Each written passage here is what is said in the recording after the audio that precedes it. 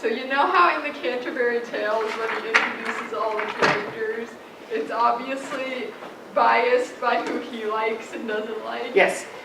So I made a BuzzFeed ranking of all of the pilgrims in the Canterbury Tales. Right. So, the font didn't say what. I printed it. It had like ye old in like the old-timey font. Ye old BuzzFeed. Right. And then the 22 Canterbury Tales pilgrims ranked from should probably leave at home to would develop a deep lifelong friendship with. So, I'll just read some of the highlights. You don't need my editorial comments on all 22 of them. But, Summoner, number 22. You probably won't want to look at him or smell him. Also blackmails people for money and sex. Overall, an awful human being. Number 1 is the host. He'll make a complete stranger feel like they've known him forever. Always wants to make life more fun. Everyone wants to be friends with him. 10 out of 10 would recommend. Awesome. Thanks. Yeah, so I think what makes this like a very cool idea is that obviously you have taken something into a contemporary context, right, and used contemporary language, and it sounds very, it sounds like a BuzzFeed list, right? But what you have done, which is super clever in this format, is to identify the archetypes of the different parts of society, right? And, again, very cleverly incorporated those into the descriptions, right? So you talked about, right, like what, basically what the criticism of the church is in the text, right? You have also extrapolated the characteristics of knighthood and of the wife. So yeah, it's just like an excellent way to convey the ideas of this text. So yeah, very good job, very cool. Does anybody have any questions about the process, about the work itself? Like I asked before, what drew you to this? Well, all of my 2 papers and then the midterm, I wrote about either the Hebrew Bible or the Christian Bible and other things to go with those, but I was like, you need to move away from that, find something different. So I was like, the Canterbury Tales, and I was just like, thinking about, I don't know, I wanted it to be sort of enjoyable or whatever, because this is my chance to not write a lit crit paper, and so I was like, BuzzFeed lists are funny, so I'll do that. Right, and very popular. Yes, exactly, very good. Okay, so in this context, right, why does Sherazad volunteer to marry the king? Yep. She's going to tell him a new story every night to like make sure she doesn't die, but also is going to like teach him a lesson. Yes. On how to rule his own kingdom properly. Right. So she thinks that she can both prolong the time that she lives, right, by telling stories, but also, right, her hypothesis is that through the power of story, she will be able to teach the king how to be a better ruler, right? Now, in the past, we have seen how narrative and law are intertwined, right? And how the law in places like Exodus is dependent on the narrative, right? If you don't have the narrative, also, for example, in the Ramayana, right, you cannot understand what Dharma is and what the social values and mores are, right? So this story has the same hypothesis, right? That it is through story that we are able to learn morality, and in the case of the king, how to be a good ruler.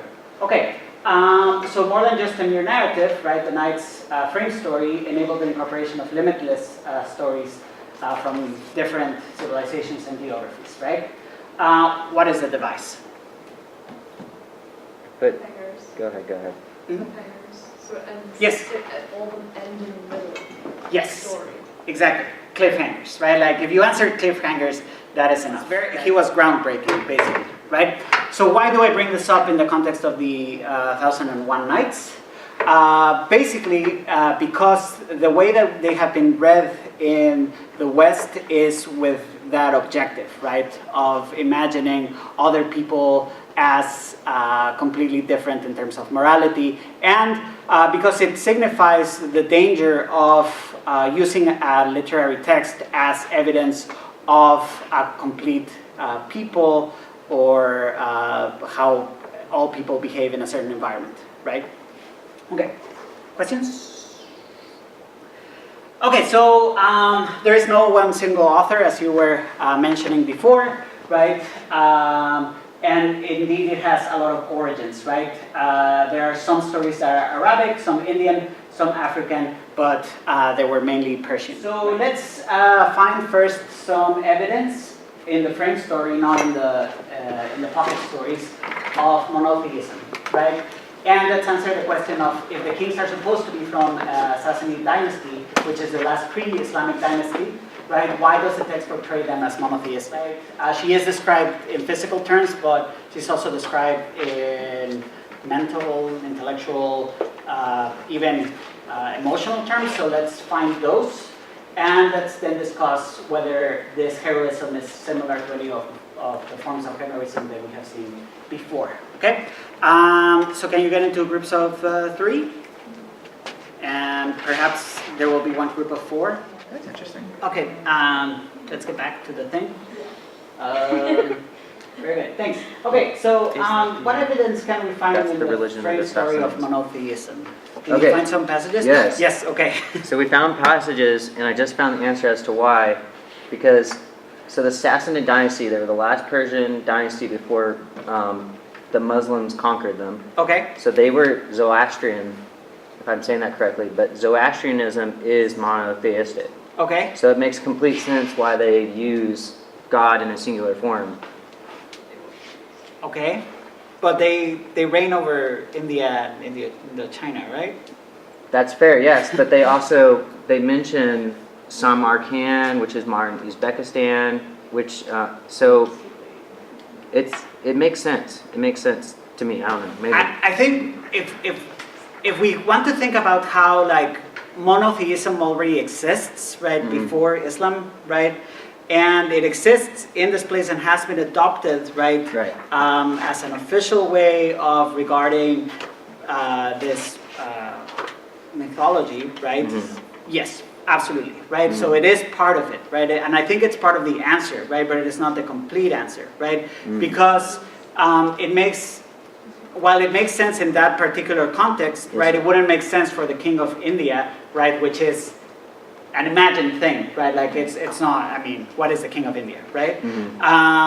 It makes no sense for the king of India to refer to one singular God, right? Which happens a lot in the story, right? So let's go first into the text, right, and find some of the passages. So we did find that. Okay. When the king or the two kings are like running or panicking about the demon, they keep talking or they keep crying out to God and swearing by God. And towards the bottom of that big chunk, it says, oh God, there is no power and no strength saving God, the Almighty, the Magnificent." Right. This woman's cunning, and that is obviously. It just felt similar to reading the Quran, actually, to me. Absolutely. Yes, absolutely. That is language that is transcribed almost directly from the Quran, right? And the idea that That's great. yeah, and the idea that he is the only one with the power to do something that perhaps the king cannot do. Okay, so let's think about heroism in the Frank story. Who is the hero or heroine, rather, of the 1001 Nights? Yeah, absolutely, right? It is not the kings, right? The kings are not the hero of the story, right? Why aren't the kings the hero of the story? Because they're awful. Because they're awful, right? They are awful, right? They arrive at an incorrect conclusion, right? They're violent, they're brutish, they're stupid, right? They're not heroic, right? And even though they might have the characteristics of the heroes that we had seen in ancient texts, right, in the Ramayana and in the Greek texts, etc., right, they have the lineage, right? They have the power. The antagonists of the story. They're antagonists, right? And now what has happened is that we have traveled from a place in time where heroism was God-given, almost, right, to a place where heroism is earned. Exactly. Heroism is earned.